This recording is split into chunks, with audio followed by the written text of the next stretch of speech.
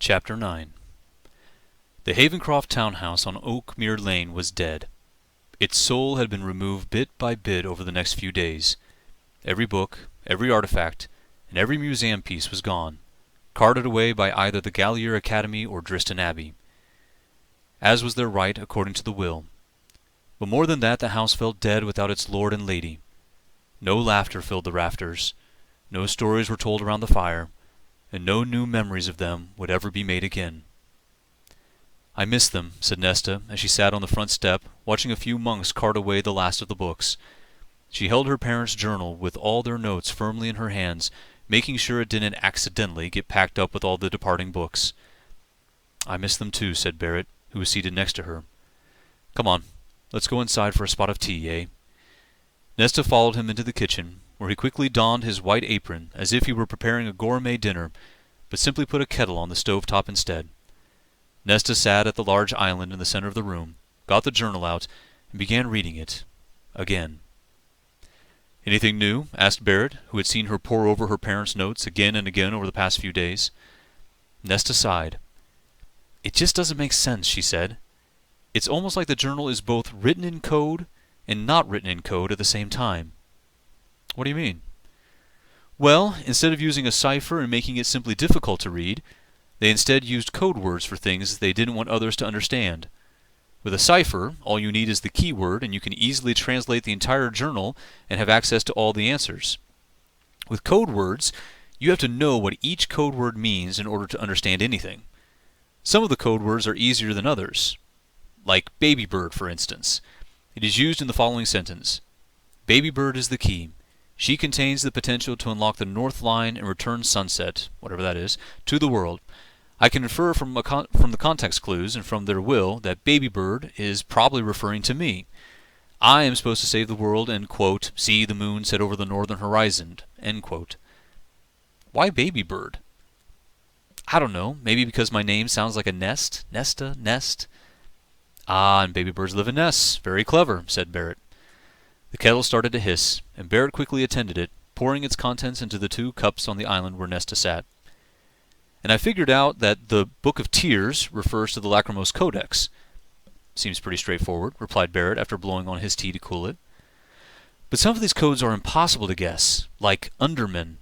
I have no idea what they are alluding to in that. Or the Harbinger." "Sounds ominous." "I know.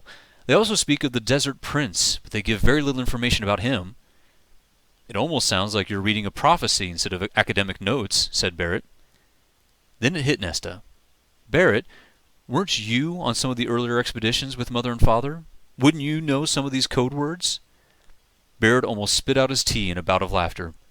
"You greatly overestimate my role on those missions," he said, once he got control of his laughter. "I was their marksman, a gun for hire. I had no part to play in the academics of it all. Quite frankly, it all went over my head. But I'm not surprised they used codes in their notes. They were quite aware that they were meddling in affairs that powerful people would rather keep secret." "What kind of people?" asked Nesta, wondering if Barrett knew more than he realized. "All I know is that whenever we arrived anywhere, I was always the first to depart, to scout out the area and make sure it was safe for the rest of the team. That even included our return journeys to Bastille. Your parents were smart to stay so cautious." "I wish they had been cautious just one night longer," said Nesta. Barrett nodded his head in agreement. "You'd better drink your tea before it gets cold," he said with motherly care. "Oh, Barrett," she said, ignoring his advice, "what am I to do? I feel torn between my head and my heart. My head tells me to do the proper thing and honor their wishes by returning to Drakmor to claim my inheritance. But then my heart is telling me to leave everything behind and find the bastard that did this to them." "Language, young lady," scolded Barrett. "I'm sorry," said Nesta, as she finally took a sip of her tea. "I'm just frustrated with the entire situation, and feel that I'll be a bad daughter whichever path I choose." "Not so," said Barrett with encouragement. "I would argue that either choice proves your love and your loyalty. But let me ask you this. What would the greatest wordsmiths in history have done?" Nesta grinned but shook her head. "Not fair. Not fair at all." "How?" returned Barrett. "The greatest weapon I have in my arsenal is having half raised you since you were a babe.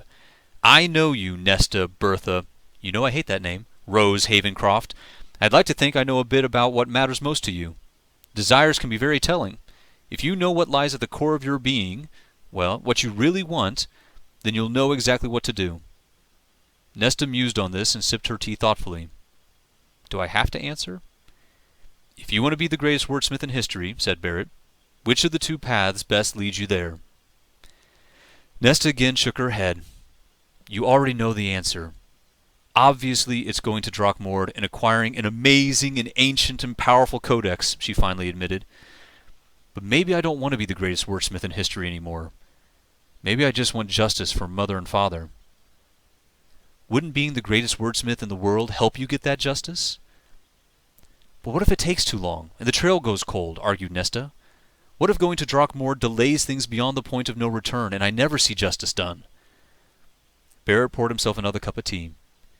"And what if you spend the rest of your life chasing shadows and half-truths, never finding any leads or clues, never living a life of your own? Is that what Baltair and Asenna Havencroft would want for their daughter?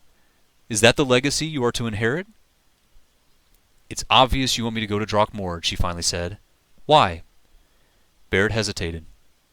"Because it's the right thing to do." "The greatest weapon I have in my arsenal is having been half raised by you since I was a babe," shot back Nesta. "I know you, Barrett von Brock. I know that your greatest desire for me is to be safe."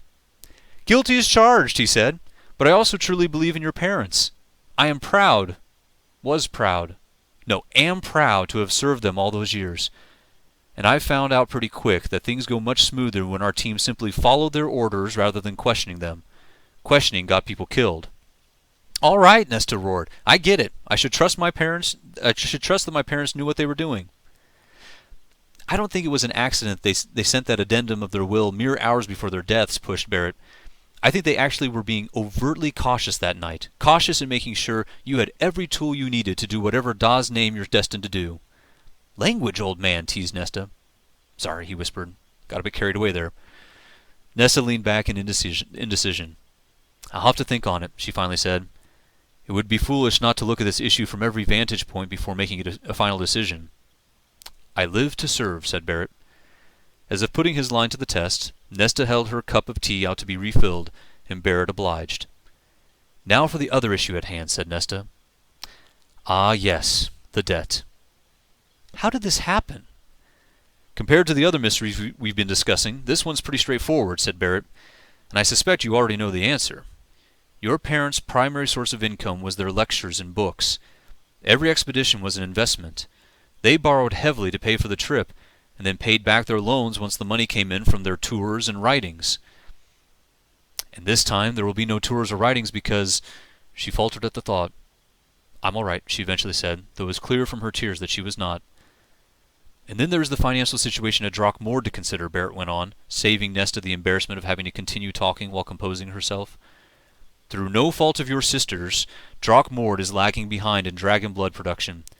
In fact, I entirely blame your parents for that fiasco. They would rather focus on their expeditions than manage the family estate.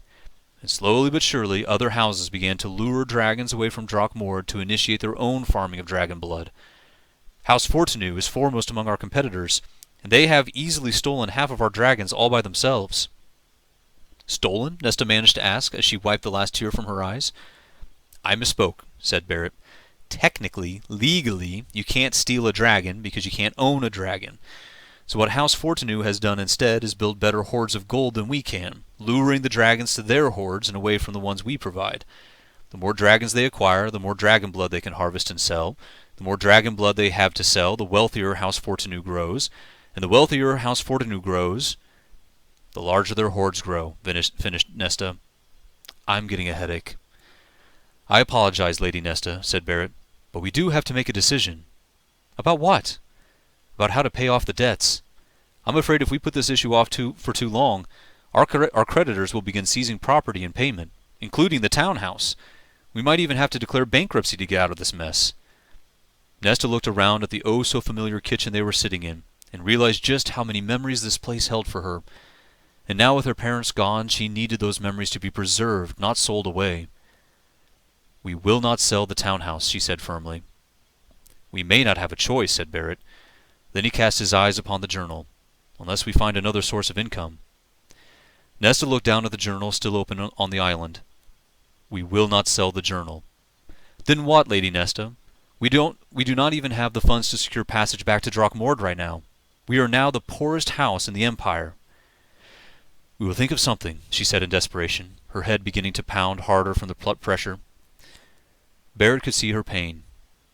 "I am sorry," he said in a calming voice. "I sometimes forget that you're only 16. Which reminds me." In a flash he went to the cold oven and brought out a small cake in the shape of a closed book with brown icing giving it a leathery look. "Happy belated birthday, my lady," he said as he placed a candle at its center and lit it with a match. "I meant to bake this last week, but with everything going on it just didn't seem appropriate."